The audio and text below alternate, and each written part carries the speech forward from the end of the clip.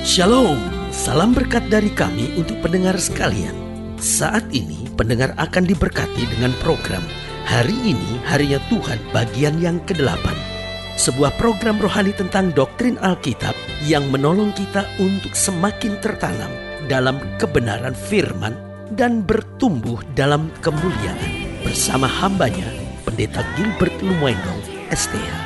Banyak orang merasa doktrin Alkitab sebagai sesuatu yang membingungkan. Tetapi tahukah saudara bahwa doktrin Alkitab intinya adalah memahami Alkitab dengan benar, dengan pemahaman yang sistematis, sehingga kita terus dapat tertanam di dalam kebenaran firman, sehingga kita terus bertumbuh di dalam kemuliaan Allah.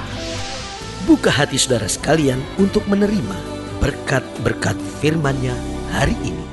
Hidup Kristen adalah hidup yang menekankan tentang kemurnian dan kekudusan. Mengapa hidup Kristen menekankan tentang kemurnian dan kekudusan? Karena pada dasarnya menjadi Kristen berarti kita dipersiapkan menjadi mempelai Kristus. Karena Kristus sendiri adalah mempelai laki-laki dan kita pengantinnya, mempelai wanita Kristus. Haleluya. Namun tanpa disadari banyak orang percaya terlibat dalam persundalan. Mungkin sudah berkata, aduh pendeta itu kok bahasa kasar sekali, persundalan, apa maksudnya, ya kan? Saudaraku, kalau kita bicara tentang persundalan dalam Alkitab, saya melihat ada beberapa tingkatan tentang persundalan. Yang pertama yang disebut persundalan rohani. Apa itu persundalan rohani? Yaitu ketika orang yang sudah menerima Yesus, orang yang sudah percaya kepada Tuhan, tetapi masih berhubungan dengan kuasa-kuasa kegelapan, penyembahan berhala, itu termasuk persundalan rohani. Karena kita tidak bisa mengabdi kepada dua Tuhan. Kalau kita mengabdi kepada dua Tuhan, maka kita seorang pengkhianat, kita seorang pesundal, saudara-saudara. Iya kan? Lalu mungkin ada orang yang berkata, tapi saya tidak pernah pergi ke dukun, saya tidak pernah percaya paranormal, saya juga tidak pernah menyembah berhala, saya hanya baca aja apa kata bintang, itu kan cuman bacaan untuk lucu-lucu saja. Oh saudaraku, iblis itu licik. Dia bisa pakai sesuatu yang kelihatannya hanya lucu-lucu saja, tetapi tujuannya mengikat, membelenggu, dan bahkan mengutuk kehidupan saudara. Karena sebagai hamba Allah, saya hanya mau ingatkan kita anak Tuhan, hidup dalam kesucian, jangan bersundal secara rohani. Yang kedua, persundalan yang saya sebut persundalan iman. Apa itu persundalan iman? Yaitu ketika orang percaya, orang yang sudah bertobat, tetapi tidak memegang teguh imannya, bahkan kemudian menjadi murtad. Jadi artinya gini, dia sudah percaya kepada Kristus, tapi akhirnya dia pada prinsip ya kan semua agama sama, ya kan. Loh, saya mengerti dari mana kita memandangnya. Kalau kita memandang dari semua agama mengajarkan sorga, betul. Semua agama mengajarkan kebaikan, tidak salah. Semua agama mengajarkan yang benar, ya kenapa kita bilang beda? Kan semuanya sama. Semua agama juga mengajarkan neraka, semua agama juga mengajarkan tentang adanya setan dan adanya Tuhan, ya kan. Semua agama mengajarkan untuk kita harus hidup dalam kebaikan, semuanya baik. Tetapi saudaraku yang kasih dalam Tuhan, kekristenan bukan sekedar agama. Kenapa bukan sekedar agama? Karena agama upaya manusia untuk mencari Allah, tetapi kekristenan mengajarkan bahwa bukan kamu yang mencari aku, tetapi Allah sendiri yang turun menjadi sama dengan manusia untuk dapat menyelamatkan kita. Karena kalau kita mencari Allah, kita tidak akan pernah menemukan Allah. Tapi kalau Allah mencari kita, kita diselamatkan. Nah, kalau kita sudah diselamatkan oleh Kristus, tapi masih dalam konsep kan semua agama sama, ya kan. Jadi saya pindah-pindah agama aja nggak apa-apa, ya kan. Atau enggak, udahlah saya tidak usah ke gereja lagi lah, yang penting saya buat baik aja, gitu ya kan. Nah, ini termasuk persundalan iman. Kenapa? Karena Kristus untuk dapat menyelamatkan kita, dia naik di atas kayu salib dan mati buat kita. Masakan untuk kasih setia Tuhan yang sebesar itu, kita tidak berani mempertahankan iman kita untuk tetap setia.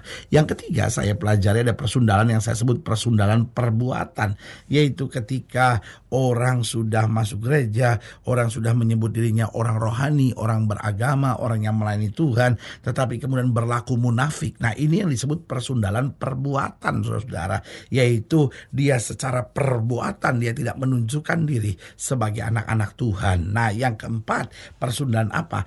Persundalan seksual, ketika orang hidupnya tidak lagi berjalan dalam kesucian dalam tubuhnya. Dia pacaran, lakukan hubungan seks sebelum nikah, ya kan? Lalu dia sudah menikah, masih melakukan hubungan seks dengan wanita lain atau dengan pria lain. Ini termasuk persundalan persundalan seksual. Nah, saudaraku yang kasih dalam Tuhan, Alkitab dengan tegas menyatakan orang-orang sundal tidak punya tempat di dalam kerajaan sorga, tetapi orang-orang yang benar akan senantiasa diselamatkan oleh Tuhan. Haleluya. Selamat datang dalam program kita hari ini, Harinya Tuhan, sebuah program rohani yang kembali mengingatkan kepada kita betapa pentingnya kita menjadikan firman Tuhan sebagai dasar keseharian hidup kita. Karena selama kita jadikan firman Tuhan sebagai dasar keseharian hidup kita, langkah-langkah ke depan kita penuh dengan kepastian, kemenangan, berkat, mujizat, dan perkara-perkara besar. Haleluya. Dan dalam program ini kita memang sedang membahas tentang persundalan. Persundalan di sini mencakup 4 hal yang sudah saya jelaskan, yaitu persundalan rohani, persundalan iman, persundalan perbuatan, dan persundalan seksual. Tuhan mau kita menjadi orang percaya yang hidup dalam kemurnian dan berjalan dalam kekudusan Allah senantiasa. Nah, saudaraku yang kasih dalam Tuhan, dalam pembahasan kita tentang persundalan, kita mau sama-sama lihat dari Yeskiel pasal 23. Yeskiel pasal 23 ayat yang pertama sampai ayat yang ke-12.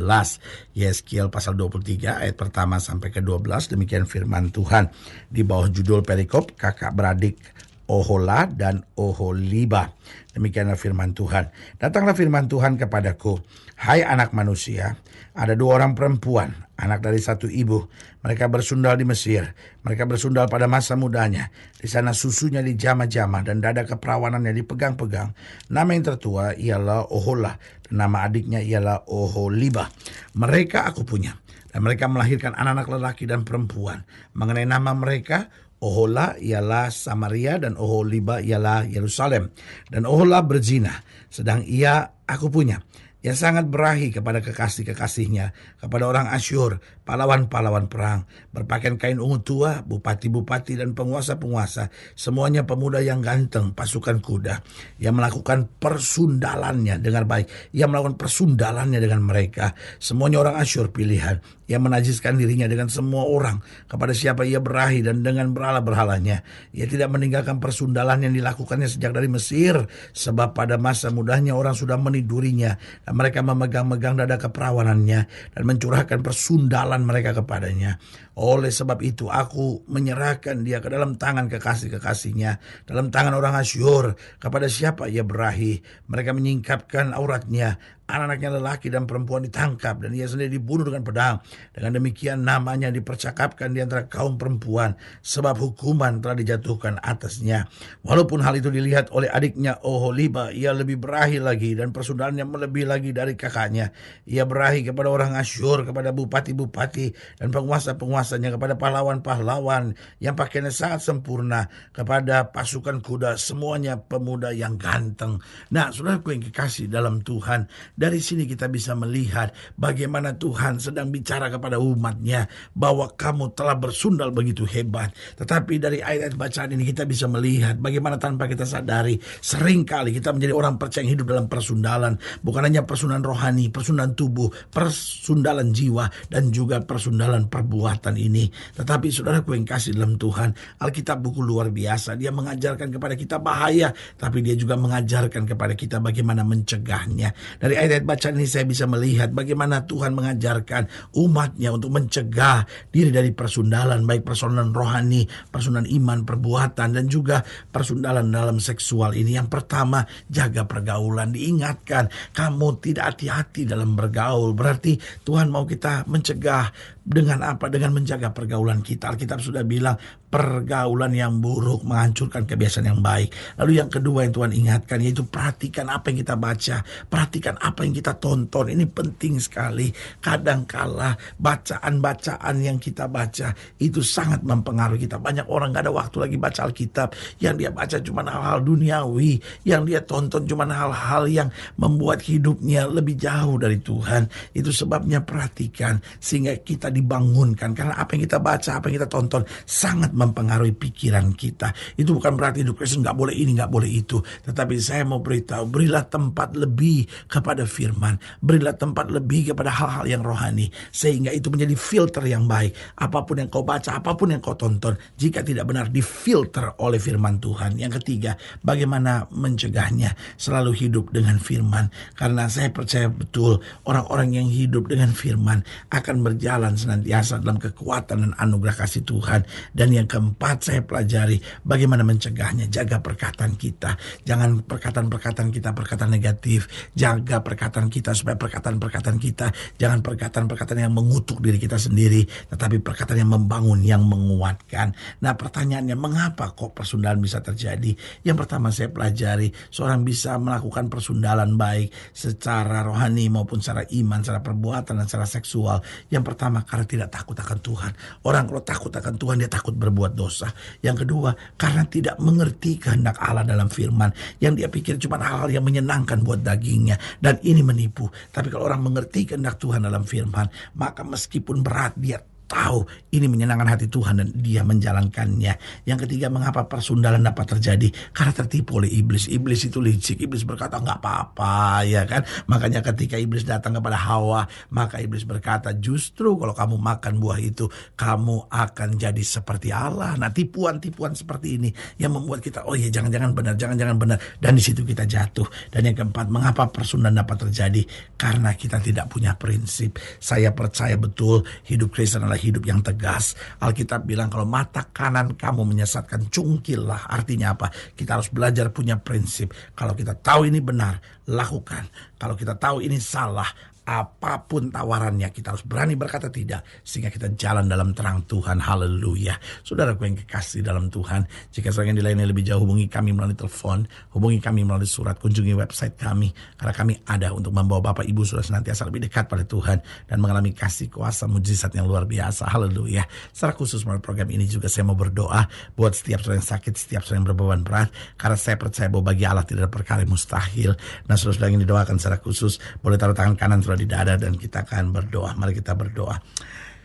Bapa, dalam nama Yesus, hamba doa buat yang sakit, hamba doa buat yang berbeban berat, hamba doa untuk setiap mereka yang sedang menghadapi masa-masa yang sukar. Karena hamba percaya bahwa bagi Allah tidak ada perkara yang mustahil. Bapa, hamba doa di dalam nama Yesus, Tuhan jamah. Yang sakit Tuhan sembuhkan, yang lemah Tuhan kuatkan, yang susah Tuhan hiburkan, yang jatuh Tuhan angkat. Bahkan yang taruh tangan kanannya di dada, karena menyadari bahwa hidup kami dalam persundalan, baik persundalan rohani, persundalan iman, persundalan perbuatan maupun persundalan seksual. Hamba berdoa di dalam nama Yesus, Tuhan lepaskan, sehingga hidup kami boleh selalu dalam kemurnian, dalam kekudusan dalam Tuhan. Di dalam nama Yesus kami berdoa. Haleluya. Amin. Saudara yang kasih dalam Tuhan, kita sudah berdoa. Ingat, Allah tidak pernah lalai menepati janjinya. Inilah saatnya buat kita untuk bangkit, bersemangat, bersuka cita dalam menghadapi segala perkara. Karena kita tahu Yesus hidup, Yesus berkuasa, dan selalu menyediakan yang terbaik buat anak-anaknya. Doa saya menyertai saudara. Sampai berjumpa pada program berikut, dan jangan lupa jadikan hari ini harinya Tuhan. Haleluya. Tuhan.